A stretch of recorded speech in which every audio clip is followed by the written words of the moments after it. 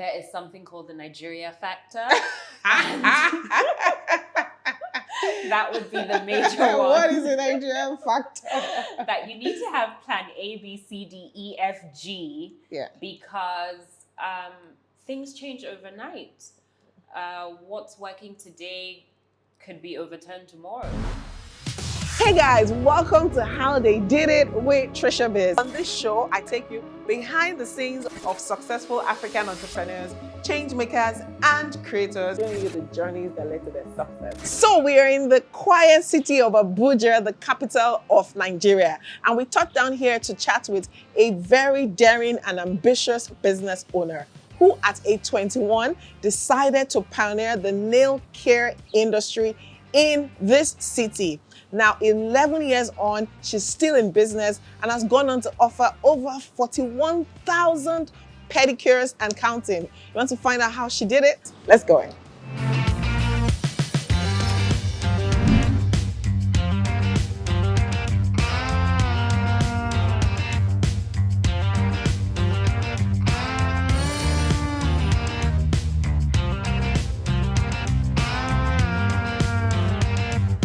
Guys, so I am here with Ameera.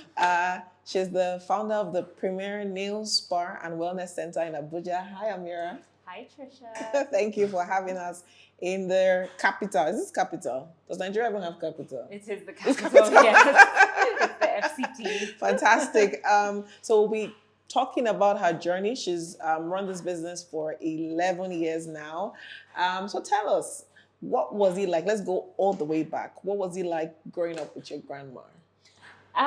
So my grandmother is an integral part of my childhood. I was raised by my parents, but I spent so much time with her.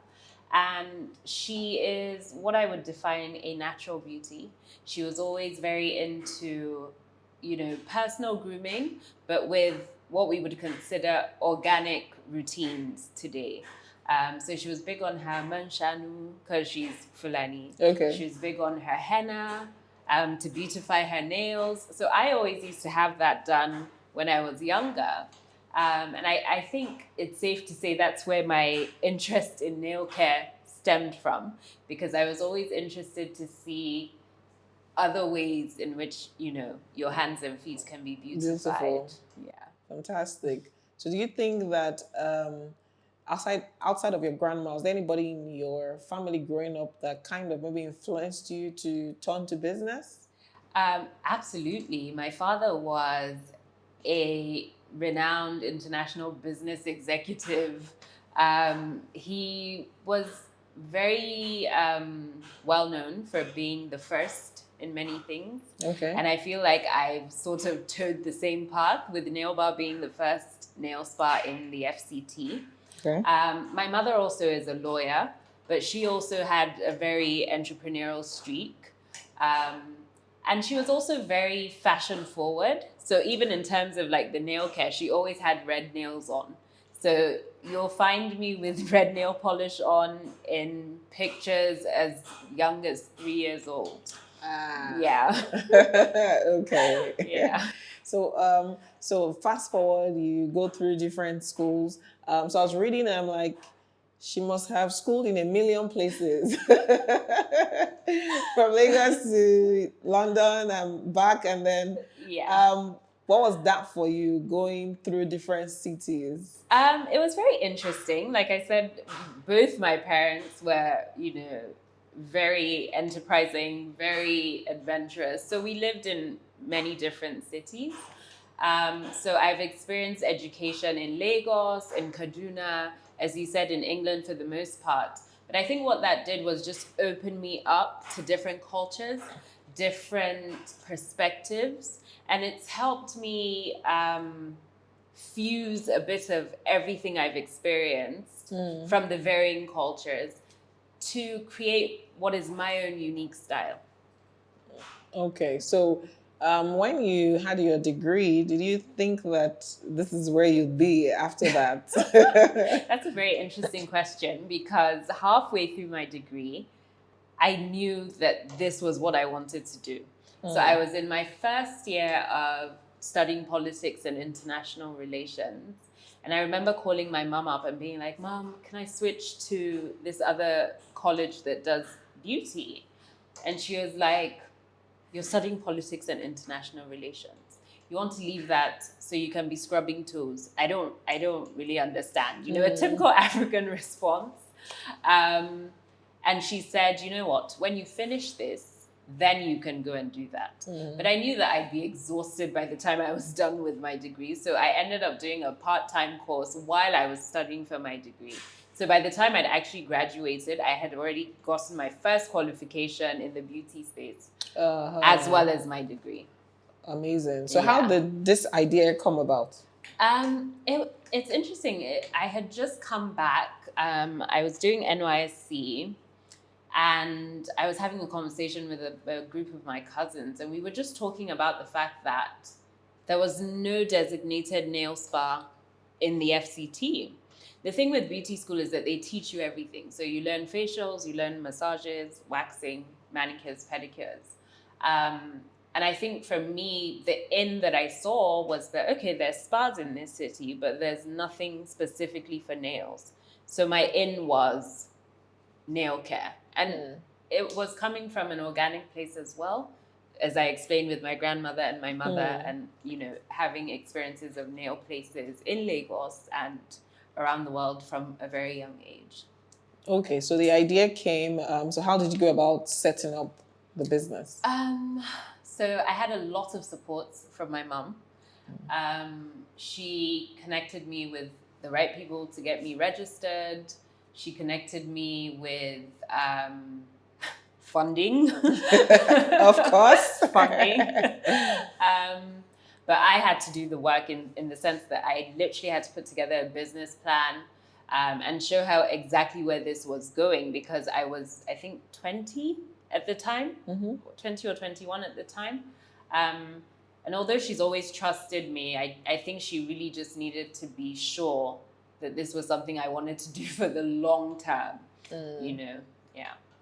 Okay, so what will you say was one thing that you wished you knew before you ventured into business? That there is something called the Nigeria factor. That would be the major one. What is the Nigerian factor? That you need to have plan A, B, C, D, E, F, G. Yeah. Because things change overnight. What's working today could be overturned tomorrow. You literally cannot plan. You know, the work ethic is evolving, I will say. And so you can't put all your eggs in one basket, because you will have disappointments from staff, for instance. You will have disappointments from your suppliers, your vendors. There's just always something that comes up that can easily throw you off balance. So I've learned the hard way to always have multiple backup plans. Have backup plans.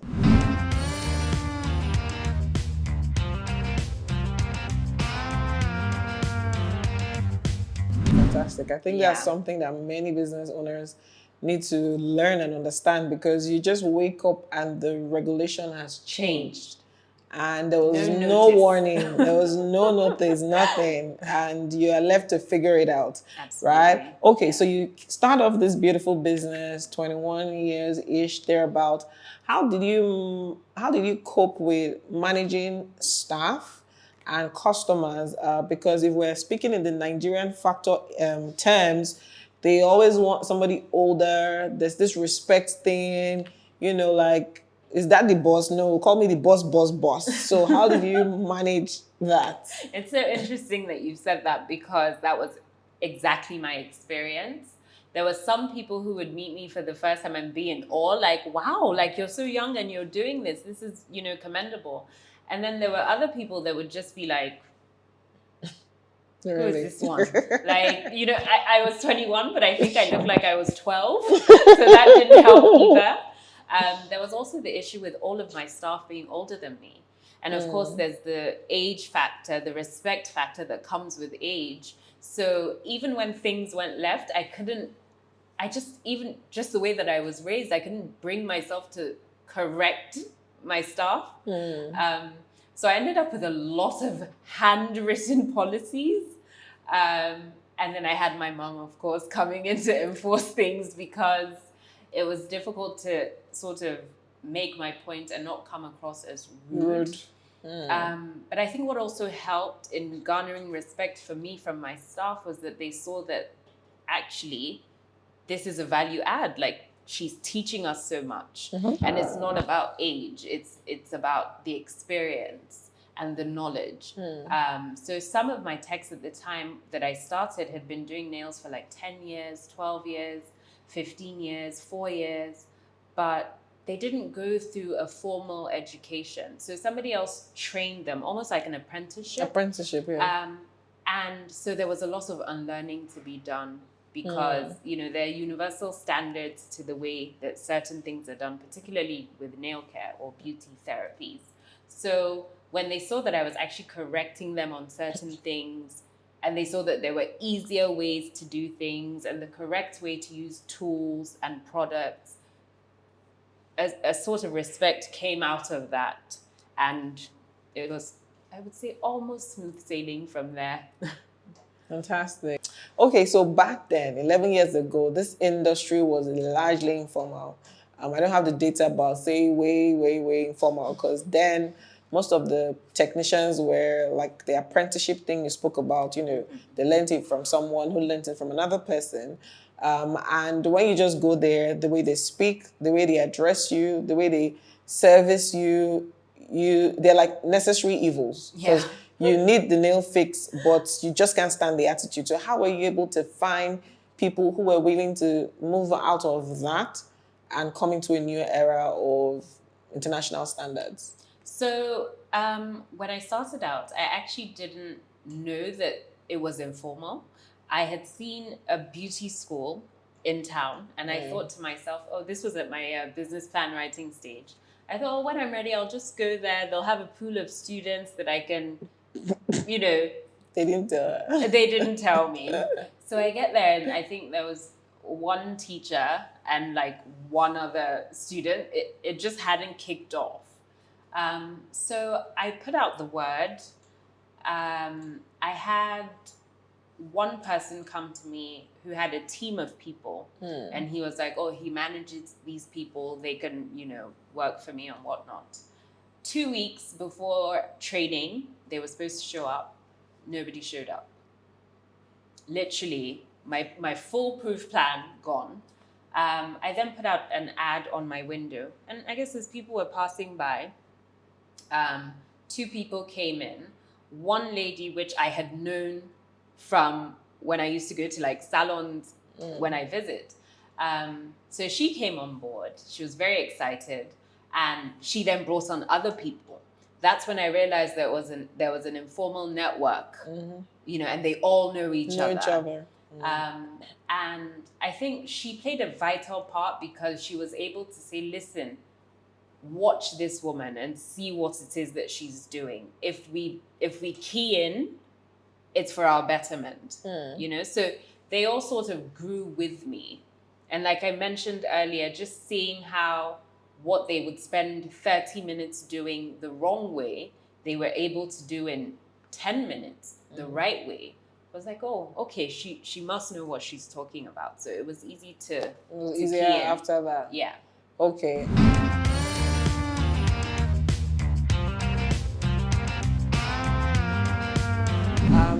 So what has been like the churn rate? Like, do they come, learn, then go set up theirs? Or how have you been able to manage people this last 11 years? No, for the most part, I found that just being able to add value has helped me with my staff retention. I've had staff that have been with me from the day I opened my doors. And they're still here? Yes. Wow. I've had, I think the youngest person here is probably 2 years. And most of them, anyone that's come and gone, nothing less than 5-6 years. Yeah. Oh, that's actually shocking. It is. In your industry, like, okay. Interesting. So what do you think has worked for you in terms of marketing? Like, how have you been able to get people in and out of the door consistently? So just like you said in regards to staff retention, one of the key things that I had noticed from doing my market research was that most people would hire their techs based on how many customers they're bringing with them.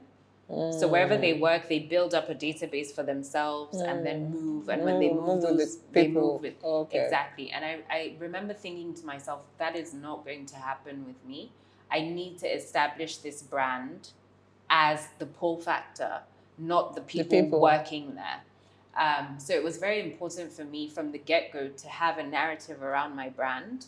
I'm naturally very shy, very reserved, very private. I had no intentions of being the face of my brand, but I learned early on that personal branding was important as well. So positioning myself as the face of the business had me, in a position where people were connecting with me and my brand as opposed to the people who work there. So the trust is built based on Ameera Abraham and the nail bar, as opposed to Joe or John and Jane that work there. Great, and that's something that we talk about a lot, building a personal brand. But have business owners saying, "Oh, I'm reserved, I'm shy." You heard her, she's reserved. But there's just this level of trust, knowing the person behind the brand, and then when you experience great service on top of that, it just keeps you coming for more. So over the years, like typically in your industry, after a few months or after a year, the growth strategy or the business model we see a lot is to open up more locations and more spas. But I see that you haven't gone in that route. You've actually gone in a different growth or model strategy. So do you want to share why are you sticking to just staying in your space and doing your thing as against replicating across Nigeria? So it was important for me to, I started out very young. At the time that I had moved to my permanent location, which is where we are now, I had just had my first child. And I thought about it. It was more from a personal place where I wanted to be present for my children, as well as have a business that maintains its standards. Now, how do I manage individuals? Because my industry is not product-based, it's service-based, and it's reliant on the people. And the level of training is very high. And you need to be able to supervise and manage that effectively. So what I decided to do was, maintain this quality of the service in one location and expand in other ways. How did I expand in other ways? I set up Amali Cosmetics, which is a nail care brand, to be able to provide other businesses and the Nigerian market with high quality nail polishes and nail solutions, because from my research, I found that most of the things that were being brought into the market were counterfeit. So people would use what they would think was OPI and end up with stained nails because it's a concoction of whatever. So I just wanted to control that a little bit. And then I also wanted to move away from being too dependent on people, which was also how Amali came about.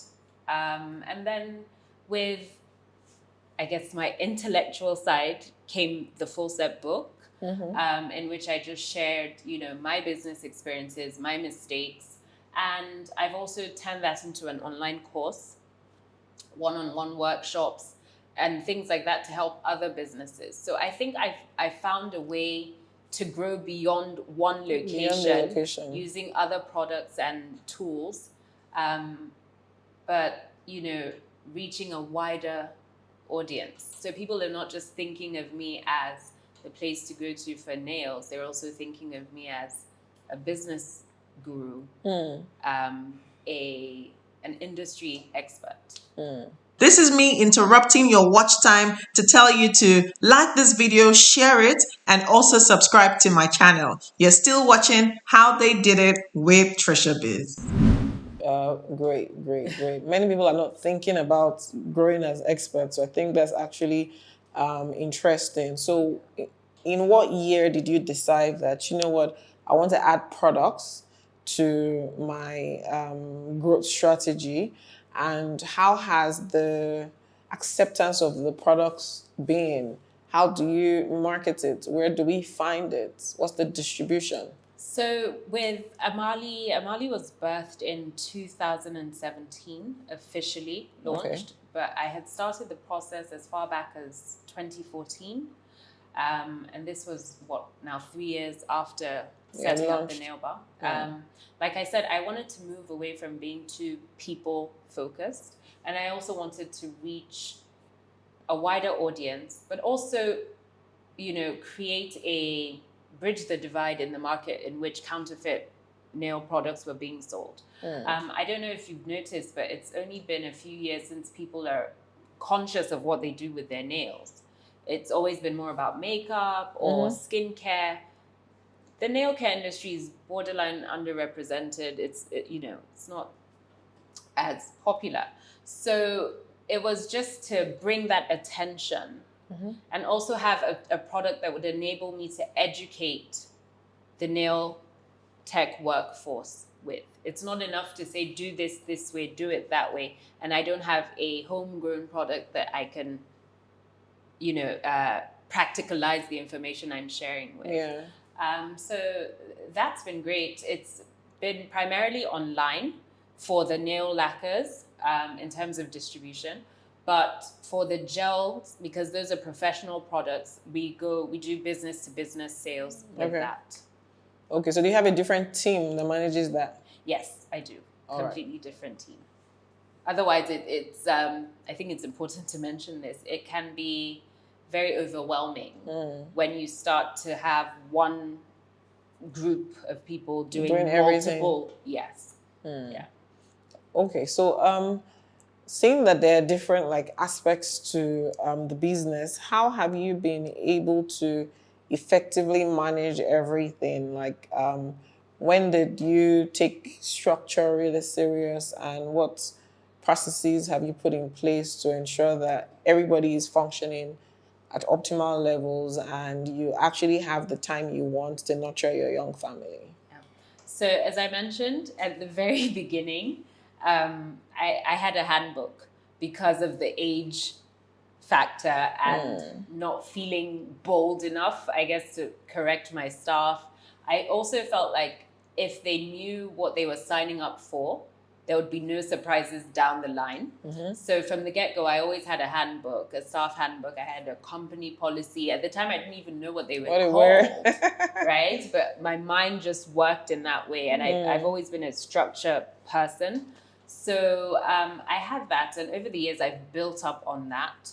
And I have regular training sessions, regular meetings with my staff, particularly one-on-one, because sometimes I find that they sometimes feel embarrassed to say, I don't really understand in a group. In public, so I make sure I have that one-on-one time whenever I can, just to fully explain, cross the T's, dot the I's, and just have people be responsible for their own space. Technology has also helped a lot in terms of separating the businesses. So with Amali being online for the most part, the back end kind of does all the work for me. Everything is logged there. So it's a matter of accessing, compiling, and, building from that. And same with the full set book and the online courses as well. It's, a pre-recorded product.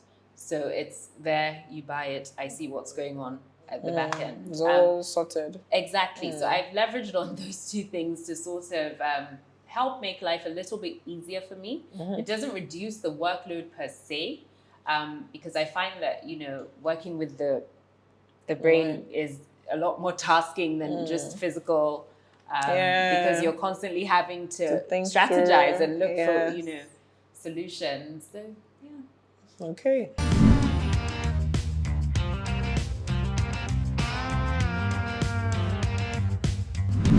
Okay, so how has it been managing people and money? Because in service businesses, the whole tipping, collecting business money into their personal accounts, have you been able to ensure to reduce theft? Yeah. Yes. So we went cashless a little while ago. I'd say almost 2.5 years now that we've gone cashless. And that's probably the best decision that I made. It doesn't interfere with their tips in any way. They're free to be tipped in cash. But in terms of the actual business, we only take payments through transfers or what are they? The card machine. POS. Yeah, the POS. And then we also have an appointment system. So you book and then you pay in advance before you come in. So there's a lot of, it's stricter controls with In that place. method, yes. As opposed to when I was operating as a walk-in spa only. It was very easy for the booking process and payment process to be manipulated. Okay, so it's interesting that you talk about appointments because I was getting there. You know, there are two types of time. There's the universal time and the Nigerian time, right? So how are you able to manage services? Because I book a 12 p.m. appointment and I'm calling, I'm on my way. And I get there like to 1. And even in a city that is not traffic reading, you still have people just typically late because it's a Nigerian thing and to be late. How do you manage time and bookings? So I find that people are a bit more passionate about their money than they are about time. So once you've locked them in with them actually paying towards the appointment and they understand that whether they show up or they don't, that money is gone, they tend to show up. So let's say that Tricia books for 12. Yeah. And maybe the service that I booked for is meant to be an hour. Yeah. So there's another booking for 1 or 1:30. Yeah. And Tricia shows up 12:30, which means that the 1:30 client cannot kick off 1:30. How do you manage just tiny? Well, the 1:30 client still kicks off at 1:30 because Tricia missed her time slot. So we're very clear during the appointment booking process so that it's not a case of, I've paid you and da-da-da. The terms are very clear. This is your time slot. Please arrive 10 minutes before. If you are later than 20 minutes, for instance, it's cancelled. It's up to you if you want to. If you booked an hour's massage, for instance, and you show up 30 minutes in, you can still have your 30 minutes if you'd like, but there's no way that we're going to make it an hour. Yes. Okay, so that way people just sit up and... Yeah. Interesting. I find that once you communicate your policies very clearly, you tend to have people respect them. And those that can't, you just realize that you're not a fit for each other. They move on and, you focus on your target audience. So how do you keep costs down? Seeing as it's physical, and all the costs keep increasing per second, how are you able to keep costs down and maintain a healthy profit? So it's been very difficult in the last, I would say, 18 months for us because prior to that, we typically ship our items in bulk, and that's helped us to keep our costs down because the fluctuating prices don't affect based off of the volumes that we have. But in the last 18 months, the inflation rate, I'm sure you know exactly what I'm talking about, has made it very difficult to keep prices as they are. Again, communicating is key here. I'm always very clear, this is the situation we find ourselves in, dear client. This is why we have to increase our prices in order to meet up. It's been tough, honestly, because this industry is seen as a luxury to most. Yeah. And it's almost like, well, would I rather eat or get a pedicure? Do you see what I mean? So I've also looked at other strategies in terms of increasing the volume of clients that we attend to meet up, as opposed to the somewhat conservative approach that we've always had. Because I think one thing that our customers enjoy with us is the privacy that we offer, you'd never walk in here and see a lot of people at the same time. The idea is to make you feel like you're the only one. It's exclusively yours and at most 2 others, but we're being a little bit more flexible with that, just to be able to cover ground. To cover ground. Yeah.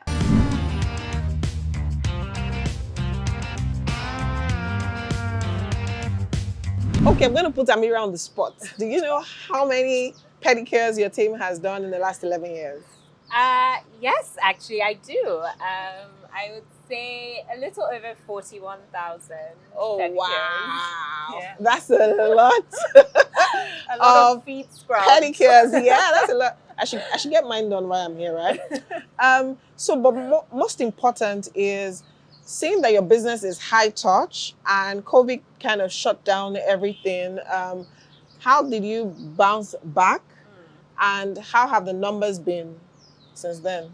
Interestingly enough, COVID was actually a turning point for us, because we went from being like a walk-in spa to being appointment-based.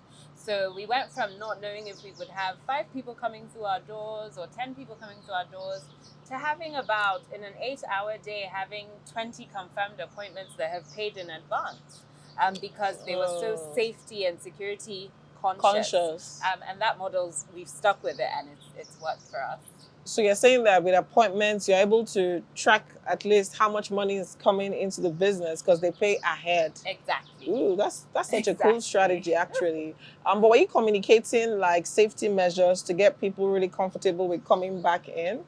Yes, I was actually part of a global roundtable of industry professionals from across the world, representing Africa. And we came up with the safety protocols together. So I was part of that process and I communicated it. And I think that actually helped place us in the position that we were. Interesting. Yeah. 41,000 pedicures. Awesome.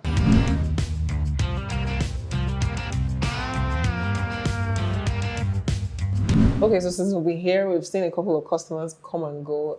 So what have you put in place to ensure that the standard of service is the same and you're able to keep customers coming again and again?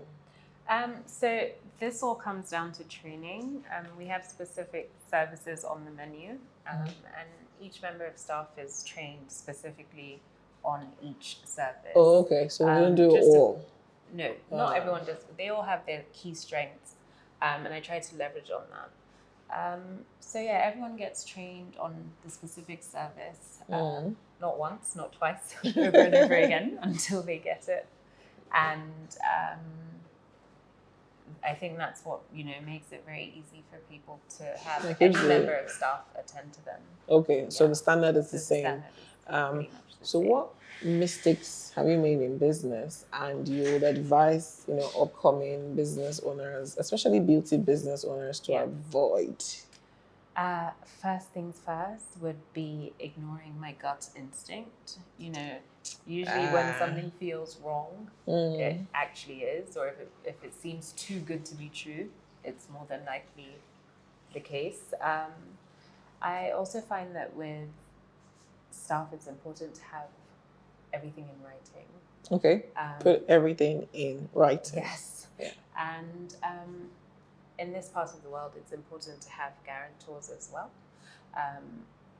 I made the mistake of having one guarantor. Now I've learned to have a guarantor for the guarantor and a guarantor for the other guarantor as well. So that's quite helpful. Okay. I think those would be my two main tips. Main tips. Okay. Yeah. So if somebody wanted to get into the beauty business today, specifically, if I wanted to set up a spa, what is the first thing that I should look out for? Get an education in the field. Just set up shop. Okay. Actually go and get qualified first, because I think, there are just so many factors working against you in terms of setting up a business here that you shouldn't do yourself that disservice. Okay. Get an education. I think we've gone beyond treating beauty and industry as informal. Yeah. So if you want to get into this, get an education. And luckily, the education is here. All right, so speaking about education, now I'm sure you're aware there's so many accredited beauty schools, right, across the globe that you can go to, but you also have a living embodiment of education, right? So let me grab her book. So she recently launched this book called The Full Set. It's a memoir on the intricacies of running a beauty business. So she has this, she has workshops, she has an online course that can just help you navigate this industry and even business as a whole, because the truth is business strategy works across industries, right? There's some things that's specific to the others, but generally business is business. Doing business in Nigeria is doing business in Nigeria because we because we use the same people, etc. So you can check it out. The Instagram handle is at The Full Set. At The Full Set book. Yeah, fantastic. Yeah. You should get this book. It just has a lot of chapters that, it just help you with clarity. So it's been amazing chatting with you. Yeah, thank you so much. Thank you, Ameera. You. I'll see you all on the next episode. It's been How They Did It with TriciaBiz. Ta-da!